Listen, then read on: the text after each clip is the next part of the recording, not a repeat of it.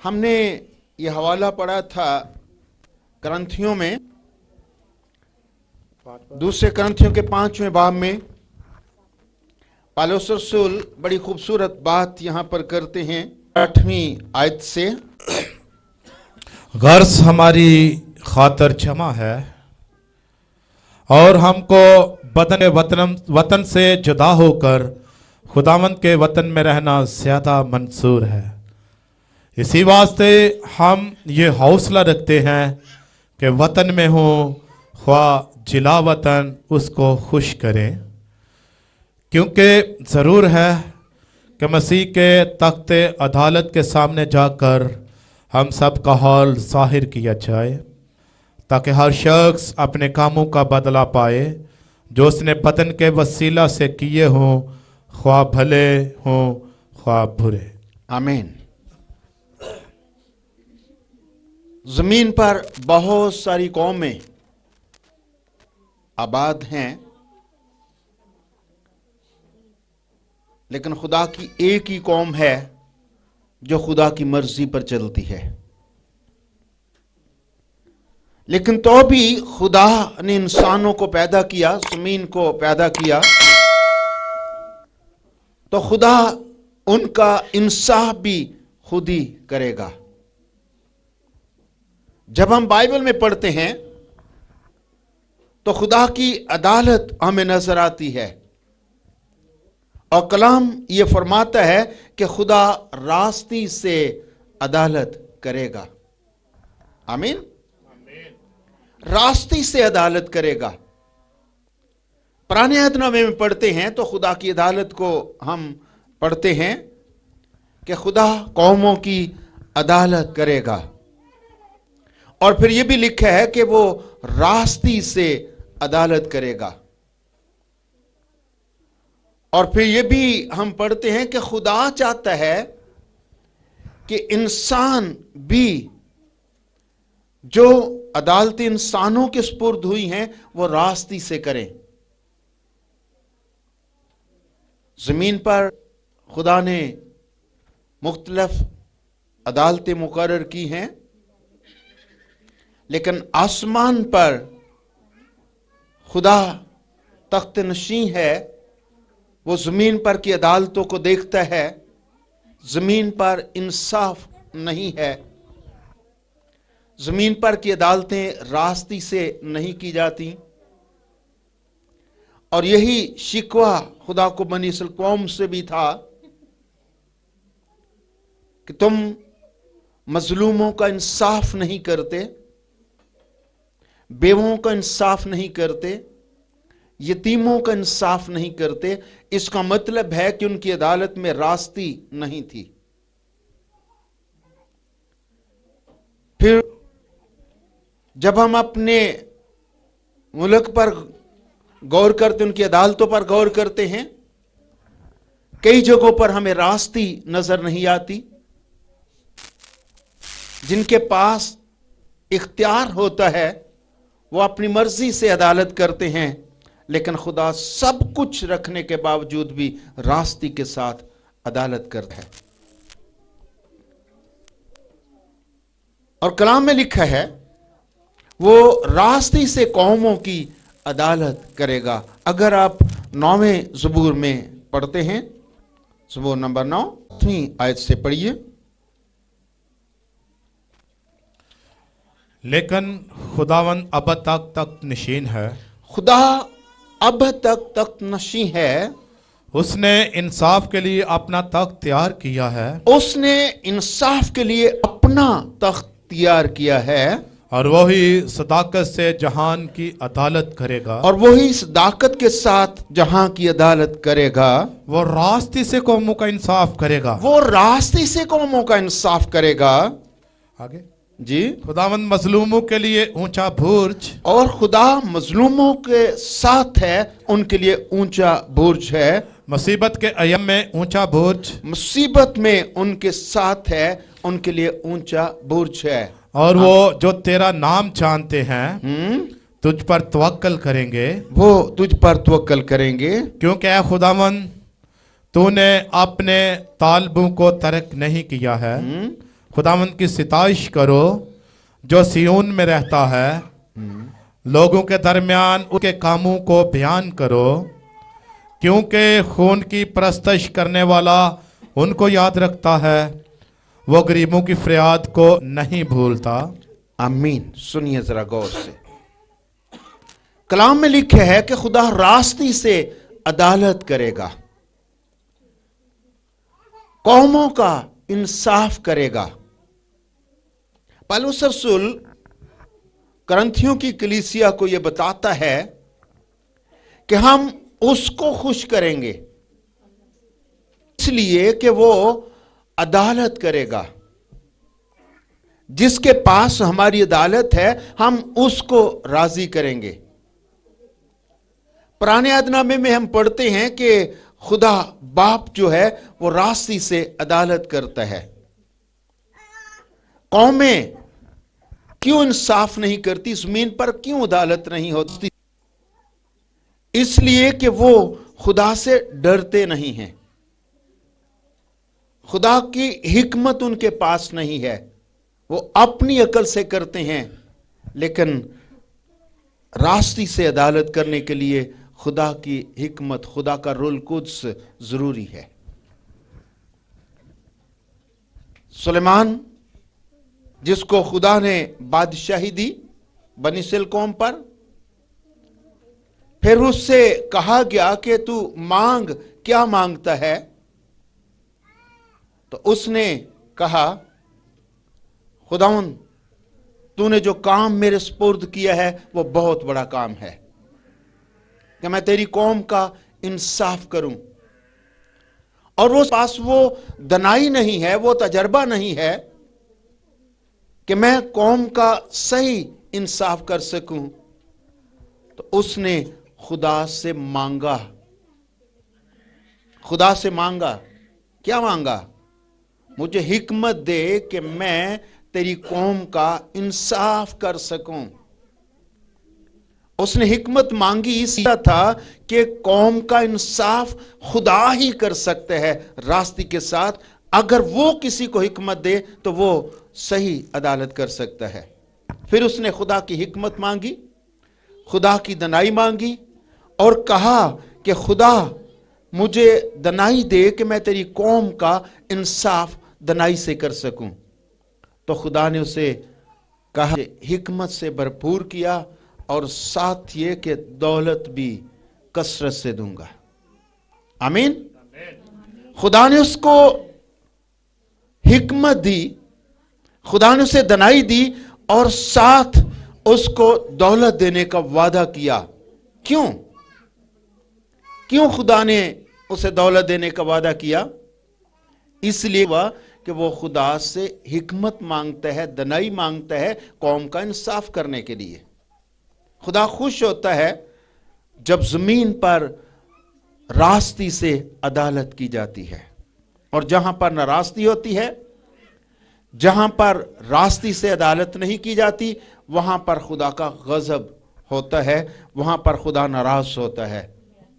और खुदा यही चाहता है कि वह रास्ते की अदालत करे और उसके सामने रास्ते से ही अदालत की जाए।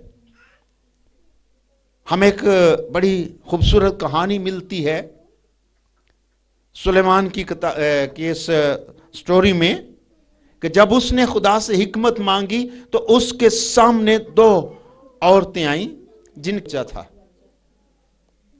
औरतें दो, बच्चा एक था। और वो दोनों औरतें ये केस लेकर उसकी अदालत में आईं, क्या बादशाह, हमारे पास एक ही बच्चा है लेकिन मालिक दो हैं उसकी। एक कहती है ये मेरा बच्चा है और दूसरी कहती है मेरा बच्चा है, और वो कहती है कि जो मर चुका है इसका बच्चा है, और दूसरी कहती है जो मर चुका है इसका है, और जिंदा बच्चे की दोनों ही मालिक बन गए हैं।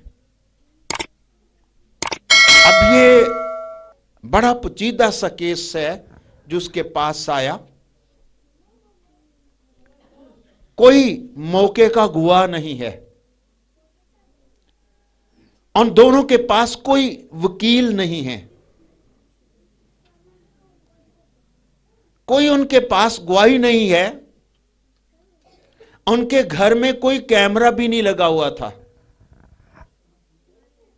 किस तरह से इंसाफ करे? जबकि कोई उनके पास गवाही नहीं है, कोई उनके साथ गवाह मौजूद नहीं है, किस तरह से इंसाफ करेगा कि इन दोनों में से किसका बच्चा हो सकता है? हां, खुदा की हिकमत उसके पास है। कोई गवाह नहीं है, कोई वकील नहीं है, कोई सबूत नहीं है उनके पास, कोई पेपर वर्क नहीं है, कोई उनकी पैदाइश के पेपर नहीं है उन बच्चों की कि ये बच्चा किसका था, हॉस्पिटल का कोई रिकॉर्ड नहीं है, नादरा का कोई रिकॉर्ड नहीं है, तो भी खुदा की हिकमत सारी चीजों पर गालिब है। आमीन। वो सबसे बड़ी है जो कहते हैं कि वो कौमों का इंसाफ रास्ते के साथ करते हैं। वही हिकमत जो खुदा के पास है उसको मिली, और उसने दोनों को लाया और कहा कि बच्चे को सामने लाया जाए और जलाद को बुलाया जाए और तलवार मंगवाई जाए और इस बच्चे के दो टुकड़े दरमियान से किए जाएं, आधा इसको दिया जाए, आधा इसको दिया जाए, ताकि दोनों के साथ सही इंसाफ हो सके। जिसका बच्चा नहीं था वो कहती है बादशाह तेरी सलामती हो, तूने सही बात की है। वो चाहती थी कि मेरा नहीं रहा इसका भी ना रहे। उसके दिल में यह बात आई कि ये ठीक है, ये ठीक है जो तूने किया है, जो तूने इंसाफ किया, ये बिल्कुल ये फिट है, ये ठीक अदालत हुई है, ठीक इंसाफ हुआ है। लेकिन दूसरी औरत चला उठी, चीखने लगी, क्योंकि उसने उसको पैदा किया था। वो चला उठी जब उसे कहा गया कि बच्चे के दो टुकड़े किए जाएं, तो उसने कहा बादशाह मुझे बच्चा नहीं चाहिए, बच्चा इसको दिया जाए, क्योंकि जो असल मां है वो बच्चे की जिंदगी मांगती है, उसको जिंदगी। वो कहती है चलो ठीक है, अगर ये बच्चा जिंदा रहेगा मुझे ना मिले तो भी वो इसकी जिंदगी मांगती है। बादशाह ने कहा बच्चा इसको दिया जाए, क्योंकि ये रास्ते का इंसाफ है, जो रूह खुदा ने उसे दिया, जो हिकमत खुदा ने उसे दी, उससे इंसाफ किया गया। वही खुदा जिसने सुलेमान को हिकमत दी, दनाई दी कि वो रास्ते से इंसाफ करे, वो दुनिया की अदालत रास्ते के साथ करेगा। और कलाम में लिखा है, बहुत सारी बातें और भी बहुत सारे हवाले हमें नजर आते हैं। 58 सबूर 11वीं आयत पढ़िए जी। 58 Psalm 58 verse 11।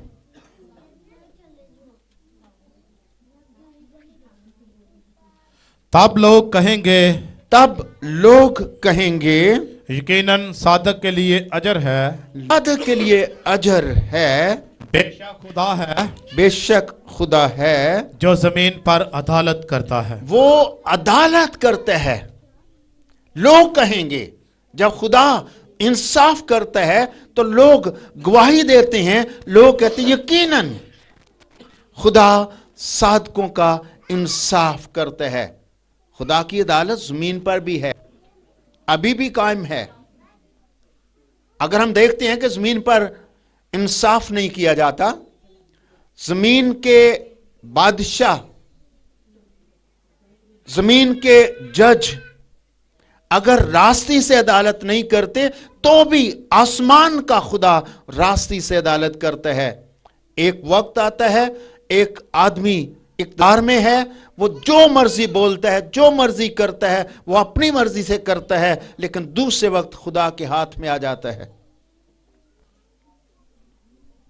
زمین پر بھی خدا راستی سے عدالت کرتا ہے، اور جب خدا کھڑا ہوتا ہے، بائبل لکھا ہے خدا مظلوموں کے ساتھ کھڑا ہوتا ہے، جن کا کوئی انصاف نہیں کرتا، جن کو رد کیا جاتا ہے عدالتوں میں، ان کی سفارش نہیں ہے، ان کے پاس رشوت نہیں ہے، ان کی کوئی ان کے لیے صحیح انصاف نہیں کرتا، پھر خدا مظلوموں کے ساتھ کھڑا ہوتا ہے اور خدا ان کی عدالت کرتا ہے، خدا اپنے ہاتھ میں لے لیتا ہے جب ظلم ہوتا ہے زمین پر۔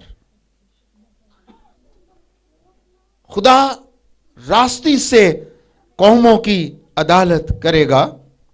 پھر زبور 96 اس کی 13ویں آیت بھی پڑھیے۔ 96 زبور میں